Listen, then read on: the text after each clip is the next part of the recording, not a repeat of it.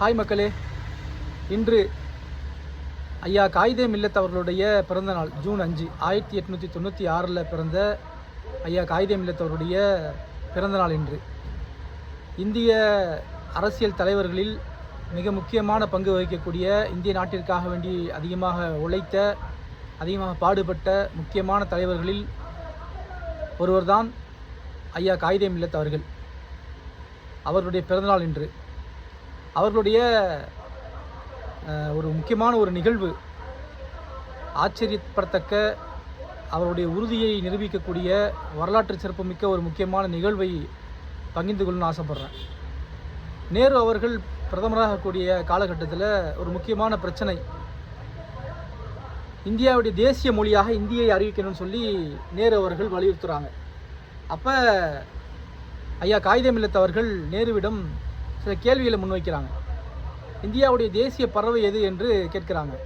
அப்போ நேரு அவர்கள் சொல்கிறாரு, இந்தியாவுடைய தேசிய பறவை மயில் என்று சொல்கிறார். இந்தியாவுடைய தேசிய விலங்கு எதுன்னு கேட்குறாங்க. நேரு அவர்கள் சொல்கிறாரு, புலின்னு சொல்கிறார். அப்போ காயிதே மில்லத் சொல்கிறாங்க, இந்தியாவில் நம்ம தெருக்கள் அதிகமாக பார்க்கக்கூடியது காகம் தான் அதிகமாக பார்க்குறோம். அப்போ நம்ம அதிகமாக இருக்குன்றதுக்காக வேண்டி நம்ம தேசிய பறவையாக காகத்தை ஆக்கலை. அதே மாதிரி தெருக்கு தெரு அதிகமாக நாய்கள் தான் இருக்குது. அதனால் நாய்கள் அதிகமாக இருக்குன்றதுக்காக வேண்டி நம்ம தேசிய விலங்காக நாயை ஆக்கலை. ஒரு தனித்துவமிக்க ஒரு விஷயத்தை தான் நம்ம தேசிய பறவையாகவும் தேசிய விலங்காகவும் ஆக்கியிருக்கோம். அதனால் அதிகமான மக்கள் பேசுகிறாங்கன்ற ஒரே காரணத்துக்காக வேண்டி நம்ம இந்திய தேசிய மொழியாக ஆக்க முடியாது அப்படின்னு சொல்லி ஒரு கேள்வியை முன்வைக்கிறாங்க.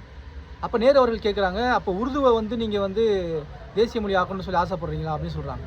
அதுக்கு ஐயா காயிதே மில்லத் சொல்கிறாங்க, இஸ்லாம் எங்களுடைய வழி, தமிழ் தான் எங்களுடைய மொழி அப்படின்னு சொல்லி கிட்டத்தட்ட 5000 ஆண்டுகளுக்கு முன்பு பழமையான மொழியான தமிழை தேசிய மொழியாக ஆக்க வேண்டும் என்று அன்றைய காலகட்டத்திலேயே மிக தைரியமாக நேருவின் முன்பு அவர்கள் தேசிய மொழியாக தமிழை முன்வைக்க வேண்டும் என்று குரல் கொடுத்தவர் ஐயா காயிதே மில்லத் என்பதை இங்கே பதிவு செய்து கொள்கிறேன்.